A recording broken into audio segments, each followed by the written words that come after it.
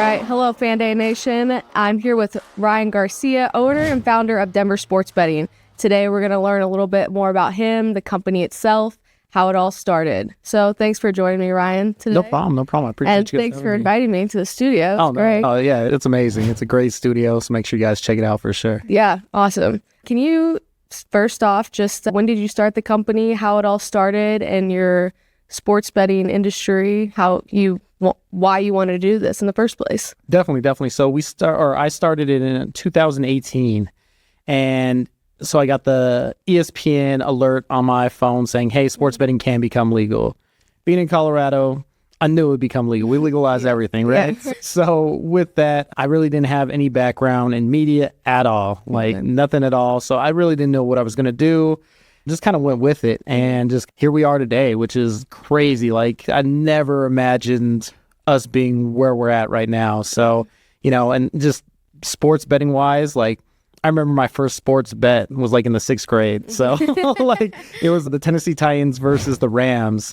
And I took the Titans. And if anybody knows out there how that turned, it was a 1 yard that I lost by. So, that's how far it goes back. But yeah, I just felt we were going to be unique to the industry. We're a pioneer as well, too, in the sports betting media world. Yeah.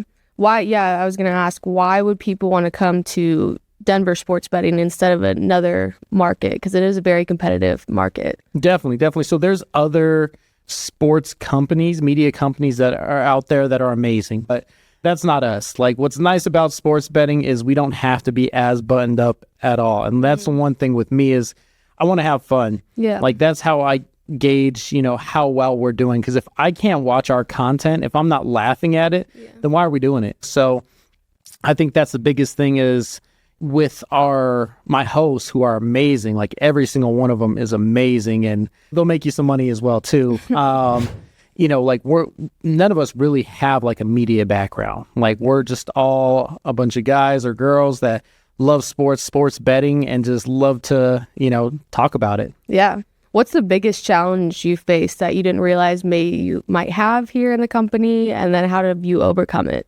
Man, everything. Everything. Like I said, I jumped in just thinking I was going to be taking bets and didn't know about the licensing. And then the media, like you said, is just so competitive. It's tough to, start a media company on your own. We don't have any backing. This is just me. So I think that's just the biggest thing is just learning on the go, just jumping in.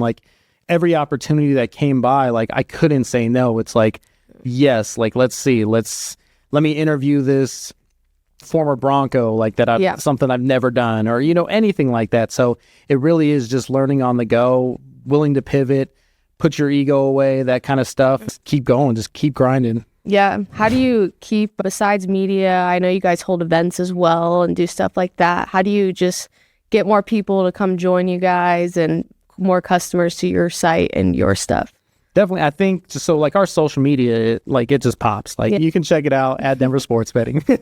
But like I said, I think it just has that fun but informational side to it. People want to win bets, but if you're just kind of bland about it, you don't have a little swag to it like Gilly does and everything. So, people aren't just going to check it out. So I think we're just authentic to who we are. We're not the cookie cutter brand sports and once again that's not a diss to you guys. It's just we're a little bit different. We're just a little bit different, and I think that's what people like about us is we are something a little bit different than the rest. Yeah, of course. How do you handle the risks? There's big risks that come with sports betting all around. Hopefully the house always wins, but how do you handle the risk of the sports betting world? So you just have to go into it knowing the house probably will win. Right. It's about managing that the best you can. And like I said, with our host, that's what we are about. We're not giving out these picks, these guys in a Lambo saying, hey, this is a must win or anything like that. We're responsible about it. We want to give you responsible and smart bets where,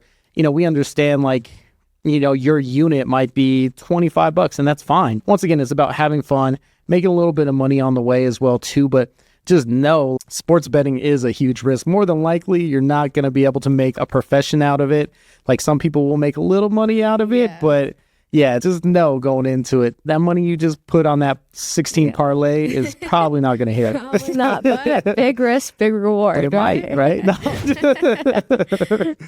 Well, I think everyone wants to know, what has been your biggest win in the sports betting world? You said you started in 6th grade. Do you have a favorite memory? Let me see. It's got to be like nothing really sticks out. There's been some big parlays and everything like that. I think probably like a 10, 12, nothing too crazy. Sometimes you see these like 16 and like some people with 20 and like, first off, just even come and put them together. I don't even know how you guys do it, but yeah, I would just say probably like a 12-team parlay that hit. That was pretty nice. Yeah. Yeah, that's awesome. What are the biggest misconceptions people have about sports betting or just betting in general? You know, there's a lot of people out there who've never tried it, never done it, but have all these opinions. Definitely. I think the biggest thing, just when people think about sports betting, it's just if a team wins or loses, that's what you're betting. But there's so much more. It's crazy, especially like Super Bowl, the color of Gatorade. You can, the coin flip, you can put like a certain player you can just pick. Like there's so much that's involved, and you can, like, no matter what, if you watch sports, there's going to be a certain like prop bet or anything that you're going to love about it. I think that's what a lot of people just don't know about it. And and unfortunately, just with anything, there are vices for a lot of people, but there are a lot of resources out there as well, too, for people, which is nice. Yeah, exactly. Yeah, I know for me, just being a girl in the sports world, and all my girlfriends are like, I don't understand why you like sports so much. I'm like, place a parlay and watch the game. They're like, oh, yeah, this is a great time. I'm really into it. They're watching, certain players that they never knew their name before. Exactly. So it's a great way to just bring people together, I think, as well. 100%. Yeah. Let's see. You already just said that. How do you analyze and set certain lines or spreads for each game? Do you go on a different site and kind of look that up, like on ESPN, and then make your own? Or what's that process like? So, yeah, because we're not making the lines or anything. Like, we're giving out the information. But, yeah, our guys, each person's different, right? Especially, like, Dylan is different than Sham and Gilly and everything like that. It just really depends on, like, some guys are really stat-based driven and, they really dive into that. Like, I'll dive a little bit into that. I probably should do it more because I bet a lot with my heart. That's why I trust my hosts a lot more than me. Yeah. But yeah, I think statistics come huge with it. Like Dylan is a huge statistic guy. History, yeah, I think just digging deep into like, okay, the last time these guys played, the last streak, like what's their over-under has been for the past 12 games. So there's so much you can look into it. But yeah, definitely stats are huge for it. Yeah. What is the biggest, when you started in 2018 and now, how much have you grown since then? Can you describe what it was like from day one till now? Short term? Man, it's wild. Even just to be in a studio like this, I still have like some where I'm like filming in my basement and like my niece and nephew are like holding the camera. So like quality wise, it's huge. And just to have the team that, I've built just for each one of them just to be amazing. Like it's hard to put in words. Like, and I forget a lot of times, like, how far, Denver sports betting has come until you get like that memory, like on Facebook or something. You're like, wow, that looks horrible. Or something like that. But yeah, we've come so far, and just even this a little short time of, jumping over from, the radio to Fox 31. It's huge. And sometimes like people come up to me and they're like, oh man, like I can't believe that. And like, I don't think about it sometimes because I'm so busy of like, what's next? What do we have to go? Yeah. What advice would you give to someone who wants to start their own sports betting company? Whew, man, be ready. Be ready, because it is not for the weak. I think as long as you have a true passion for it and you're willing to put in day and night, if you're willing to lose some money, backing it and everything. Yeah, definitely go for it. But just know it's going to be a roller coaster. There's been plenty of times where one day you're like, I don't know how I'm going to do this. Maybe this is it. This is done. It's over with.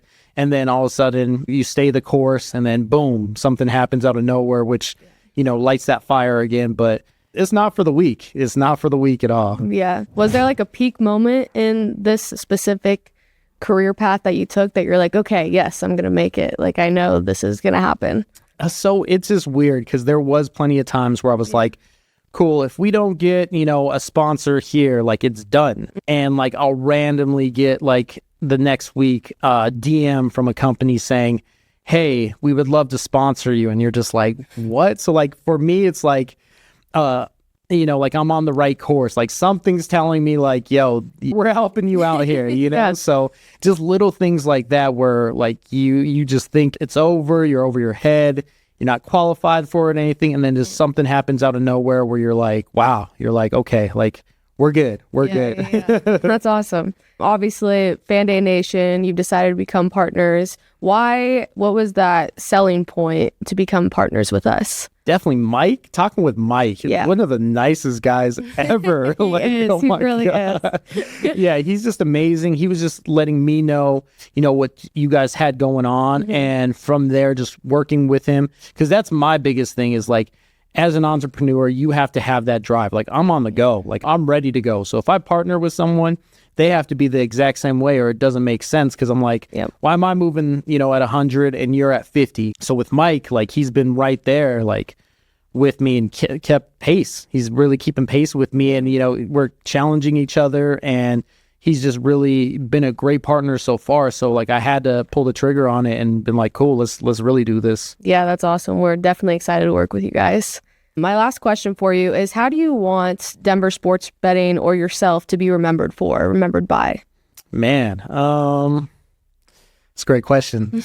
I would just say like, I want to be remembered as something unique. Maybe we're not the biggest, even though like that's what we're aiming. We're going for the stars and everything like that. Yeah. But I want it to be something unique and I want it to be remembered for the opportunities it gave to everybody involved. Because I feel like media, like you said, is so cutthroat, is so competitive.